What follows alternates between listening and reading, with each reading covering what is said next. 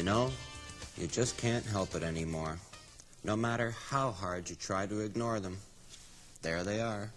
The joggers, weightlifters, swimmers, skiers, and the ever-increasing horde of dieters and non-smokers incessantly shoving the virtues of good health and exercise down our unwilling, pudgy little throats.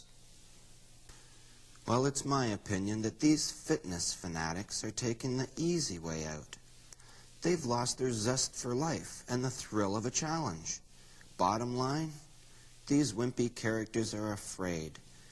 They're afraid of all the good things in life. And why? Because they may shorten their lifespan.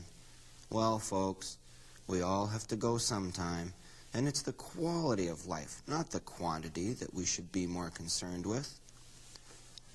Really now, what kind of a challenge is it to wake up in the morning in perfect health, jump out of bed, and be ready for the day ahead? None.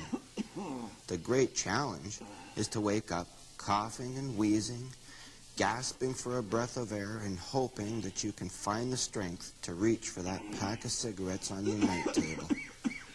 What better way to start off your day than with a sense of accomplishment? Now you're ready for the second challenge of a day that's hardly yet begun. This second challenge is called getting dressed. The healthy up-in-the-morning and exercise person, or fit person as they so affectionately call themselves, well, they do this getting dressed thing as though it were second nature. But we unfit people, we know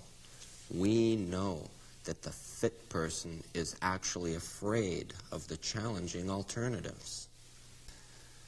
Let's face it, there aren't many things that can give more satisfaction than managing to do up an old pair of size 34 pants around a new 38-inch waist, except for maybe bending over in those pants in order to pull on some socks.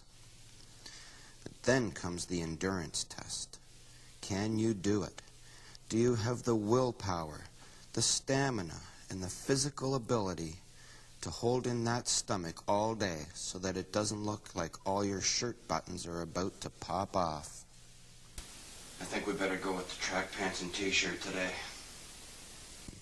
Now let me tell you that the mere thought of this ritual has sent many a fit person screaming to the nearest health spa, checkbook in hand, to sign up for yet another year of staying trim. But now that you're dressed, time to eat.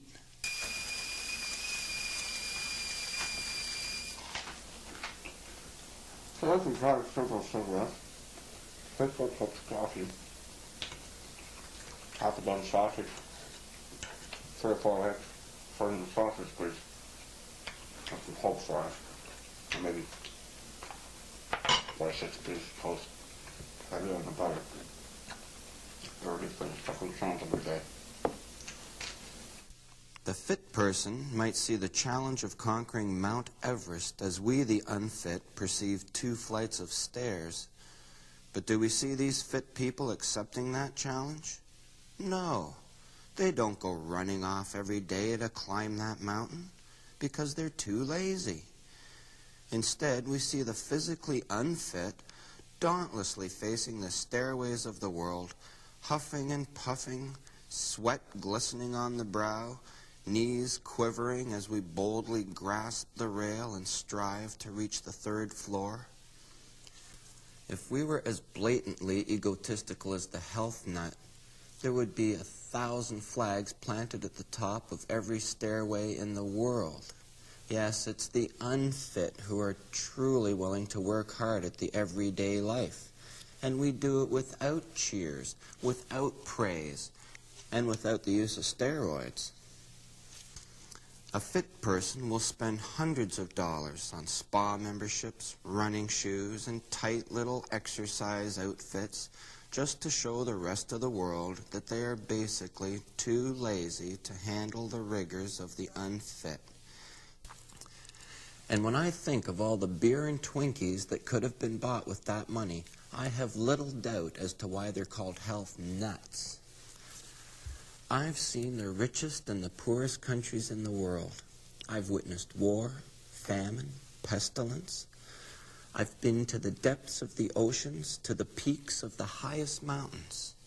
I've seen the smallest of microscopic life and have traveled through the solar system. And all this I've done from the comfort of my living room couch by watching educational TV while munching on a bowl full of Cheetos. Now, how can the fit possibly compare with that? They've experienced the insides of locker rooms. They know the joy of full-length mirrors, and the only culture they're aware of comes in a container of yogurt.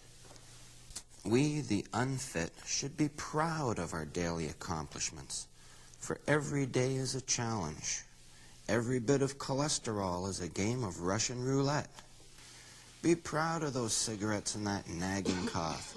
Say with pride, "Look at me. I'm willing to take the risk. I have the courage to take a chance."